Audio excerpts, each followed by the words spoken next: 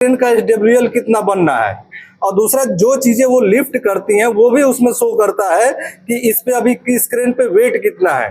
तीसरी चीज है कि बूम का एंगल भी दिखाता है कि कितने डिग्री में है ये। तो ये डिटेल सारे आपको यहाँ पे मिल जाएंगे। बूम एंगल दिया हुआ है 67.39, क्रेन का radius 26 metre, load on crane. अब बात जैसे रिगिंग एक्टिवेट हो गया और लोड ऑन क्रेन, बोला कि लोड ऑन क्रेन, क्रेन पे कितना लोड होना चाहिए।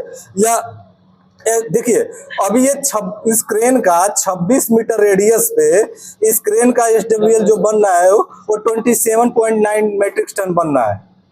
27.9 मैट्रिक टन बनना है कितने, 26 मीटर रेडियस पे।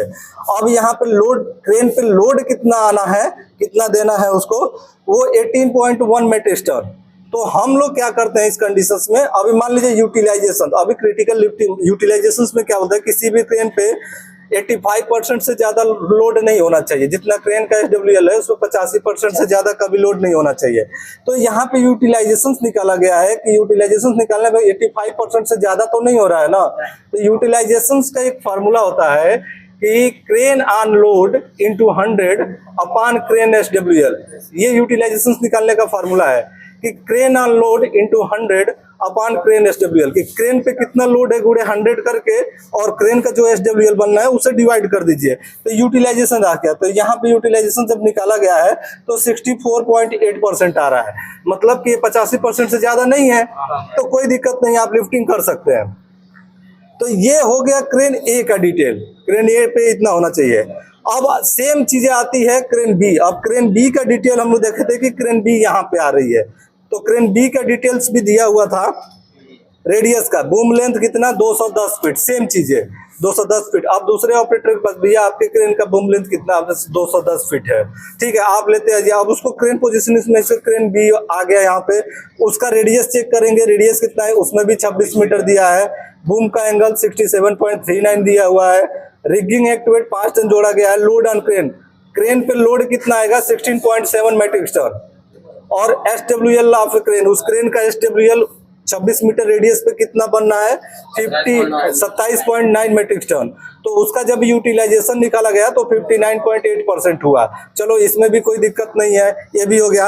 अब क्रेन सी की बारी आती है। अब यहाँ पे हम लोग देखेंगे कि क्रेन सी लगाया गया, ये क्रेन सी है। तो क्रेन सी इधर आएगा, डी इधर आएगा, ई इधर आएगा। अब यहाँ पे आपको मिलेगा कि क्रेन सी का डिटेल क्या है।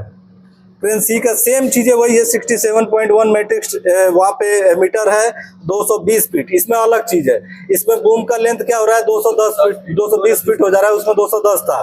क्रेन का रेडियस इसमें 28 मीटर हो जा रहा है, और बूम एंगल 66.64 और rigging activate 5 ton. Load on crane, crane पे लोड आ रहा है 19.6 मैट्रिक टन, और एसडब्ल्यूएल क्रेन का कितना हो रहा है वो 24.8 मैट्रिक टन, ठीक है।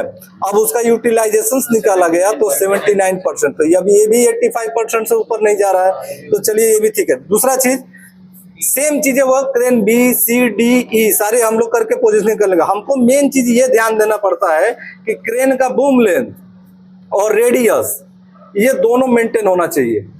और जैसे ही कि अभी आपको कैसे पता चलेगा कि 26 मीटर रेडियस पे एसडब्ल्यूएल कितना बनना है, आप ऑपरेटर से बात कीजिए, उन लोगों के पास लोड सेल होता है कम, उसमें क्रेन के अंदर वो बताएंगे कि इतना आपका बनना है, इतने रेडियस है और इतना एसडब्ल्यूएल बनना है। ये डिटेल सारे उसमें मिले। दूसरा चीज यहाँ पे आप एक चीज देख सकते हैं कि इसमें पूरा लोड कितना, उसमें जॉब का लोड कितना है, कितना वेट है, वेट 97,442। और उसमें सब अलग अलग चीजों का जोड़ के दिया गया है कि उसमें जो डेक फ्रेमिंग लगाई गई है वो 103.9 kg का है, मतलब 33 टन का लगभग उसमें डेक फ्रेमिंग का है। कनेक्शन डिटेल इतना है, ट्रिमर बीम कितना लगा इतना है, ग्रेटिंग का इतना वेट है, हैंडल का इतना वेट है, ये सारे टोटल मिला के यहाँ पे 97.442, मतलब लगभग 98 टन मान के चलेंगे, 97.5 हो रहा है। तो इस जॉब का वेट है वो लगभग 97.5 बोल सकते हैं हम लोग, या 98 टन मान के चलेंगे उसके हिसाब से। तो ये जो भी डिटेल्स है, अभी परमिट जब आपको भरना होगा ना, तो परमिट में सारे पॉइंट्स मिलेंगे। हमारा काम क्या है, अकॉर्डिंग टू लिफ्टिंग प्लान सारे क्रेन को पोजीशनिंग कराना, रेडियस देख लेना। और इसमें ये काम और करते हैं हम लोग एक पेपर लेते हैं और पेपर में एक चीज लिख लेते हैं हम लोग। जैसे 5 क्रेन से हो रहा है लिफ्टिंग, तो 5 ऑपरेटर्स हैं, तो हर क्रेन का एक डिटेल लिख देंगे। जैसे हमने एक पेपर में लिख दिया कि क्रेन ए, और क्रेन ए पे कितना लोड आ रहा है।